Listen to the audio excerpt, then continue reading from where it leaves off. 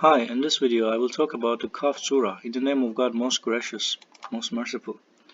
They found it strange that a warner from among them came to them. The disbelievers said, "This is really strange. After we die and become dust, this is impossible. We are fully aware of any of them who gets consumed by the earth. We have an accurate record." But it means that people who spend their, uh, you know, do things based on earthly goals will and only focusing on their profit, and God knows that, and God have recorded it. God has recorded it. They rejected the truth. When it came to them, they are utterly confused. Have they not looked at the sky above them, how we constructed it and adorned it without a flaw? And it's important that we perceive stars and sky as adorned, as beautiful, like a design.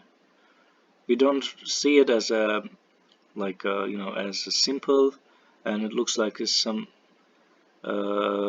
someone designed it, and we can feel it. And we created the earth and scattered on it mountains and grow in it all kinds of beautiful plants.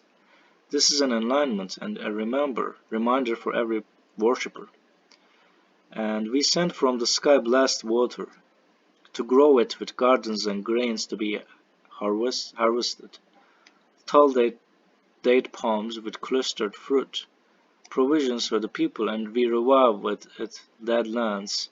We are similarly resurrected. Disbelieving people before them were the people of Noah, the dwellers of Nus, Rus, and Tamut, and Ad, Para, and the brethren of Lot, and the dwellers of the woods and the people of Tuba. All of them disbelieved the messengers, and consequently my retribution befell them.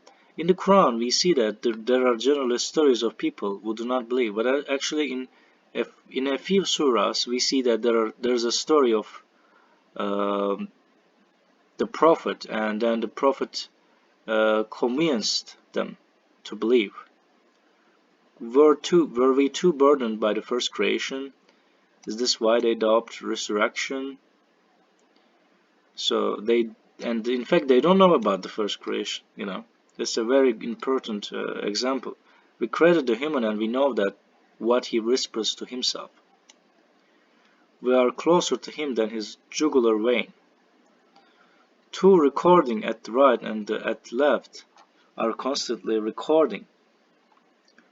Not an utterance does he utter without an alert witness. Finally, the inevitable comma of death comes. This is what you try to await. The horn is blown. This is the promised day.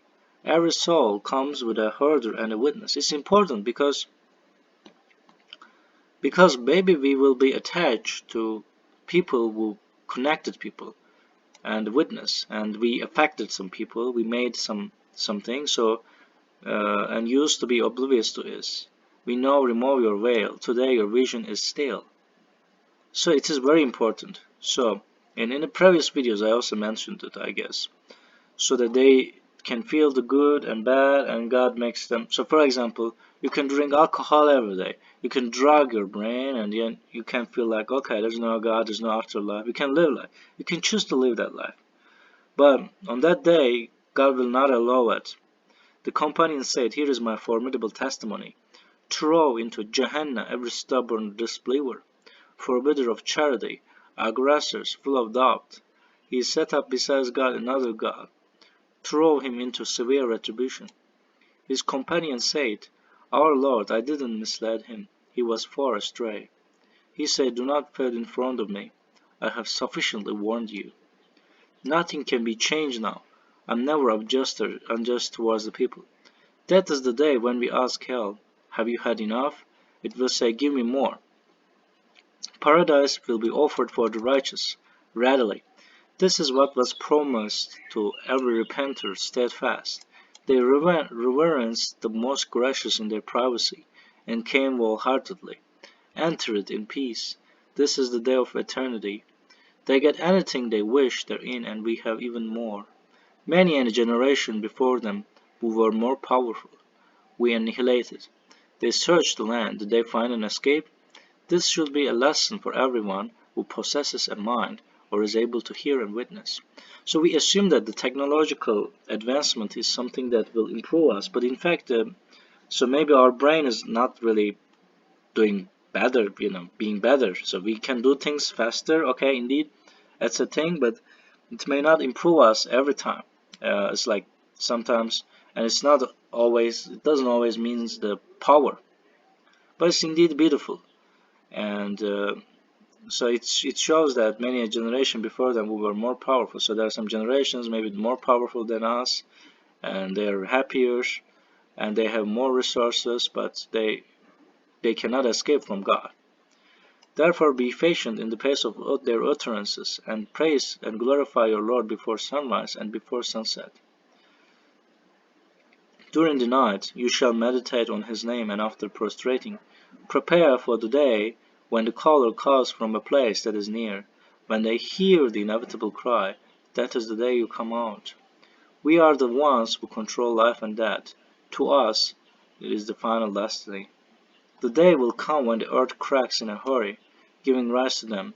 Such summoning is easy for us to do. We are fully aware of everything they utter, while you have no power over them. Therefore, remind with this Quran those who reverence my warnings. So it is, and at the end we see that this last verse is somehow related to the first verse, emphasizing the Quran again. And here it doesn't mention Quran, and here it doesn't mention Quran, and at the end, and topic goes back to the Quran, and it says the final, verse is that we are fully aware of everything they utter, while they have no power over them. Therefore, remind with this Quran those who reverence my warnings.